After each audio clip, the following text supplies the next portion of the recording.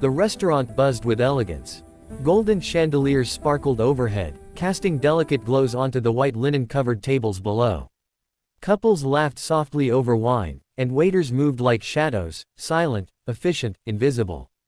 The maitre pulled back a chair near the grand piano for an impeccably dressed man in a tailored black suit, who walked in with a woman in a fiery red gown. But just as he stepped forward, his world stopped. A plate clattered faintly in the background.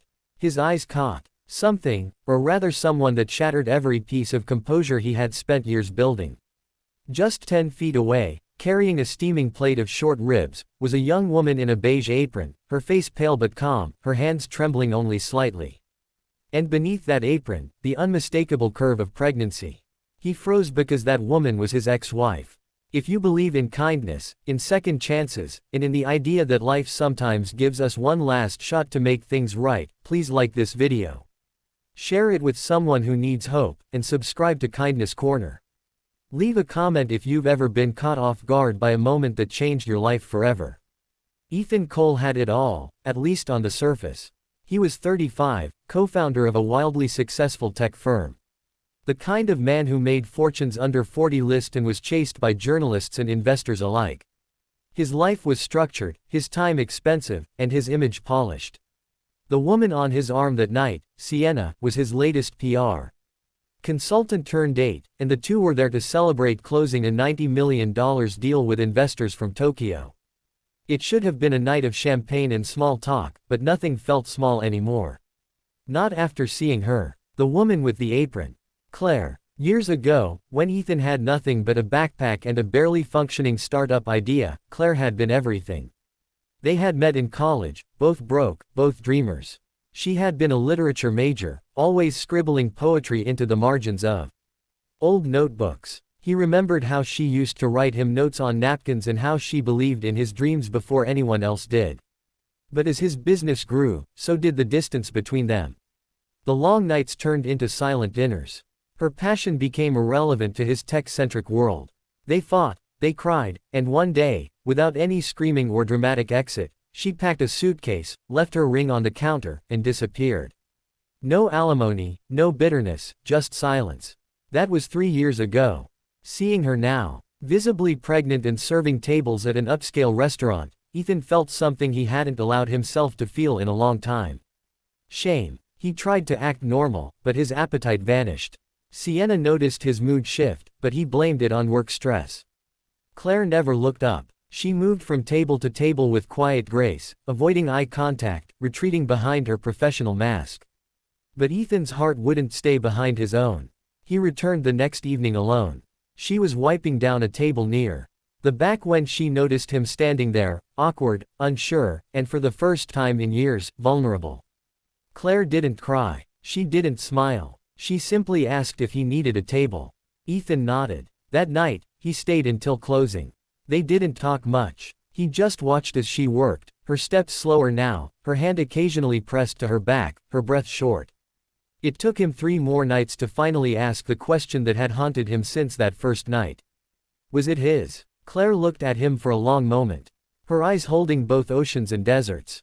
Deep, tired, full of stories he had missed.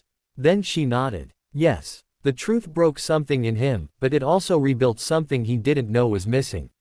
He had been so obsessed with growth, metrics, and deadlines that he didn't see the life he was abandoning. He had let go of the woman who believed in him, and now she was carrying the piece of him he never knew he wanted. Claire didn't want money. She made that clear. She had gotten the waitressing job after losing a position at a local library when budget cuts hit. She was determined to raise her child with dignity, even if it meant taking double shifts on her feet while carrying a child.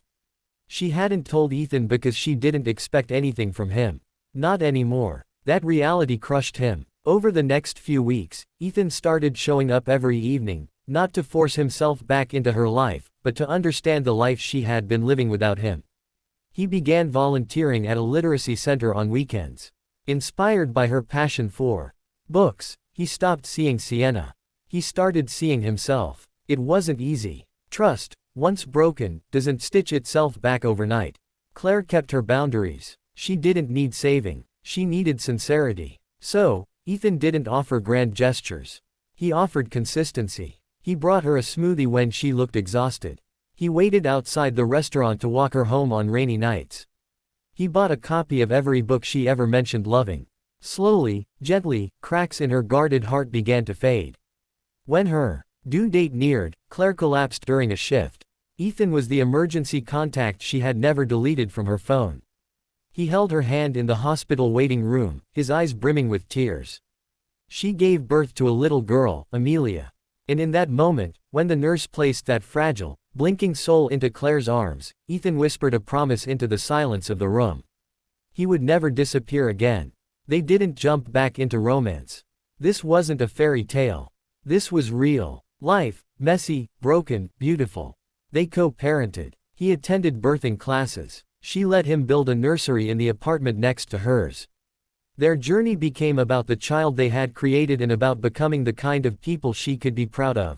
6 months later at Amelia's naming ceremony, Claire handed Ethan a small envelope. Inside was a napkin, an old one from their college days with a poem she had written for him during their first year together.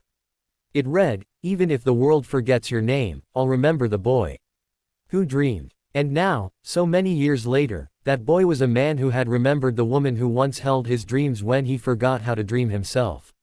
If this story touched your heart, please take a moment to like, share, and subscribe to Kindness Corner. It helps us tell more stories that matter about love lost, love found, and the invisible battles people fight every day. Speech balloon special request. Tell us in the comments, have you ever met someone again after thinking they were gone forever? We would love to hear your story. If this story touched your heart, please take a moment to like, share, and subscribe to Kindness Corner. It helps us tell more stories that matter about love lost, love found, and the invisible battles people fight every day. Speech balloon special request. Tell us in the comments, have you ever met someone again after thinking they were gone forever? We would love to hear your story. If this story touched your heart, please take a moment to like, share, and subscribe to Kindness Corner. It helps us tell more stories that matter about love lost, love found, and the invisible battles people fight every day. Speech balloon special request. Tell us in the comments, have you ever met someone again after thinking they were gone forever? We would love to hear your story.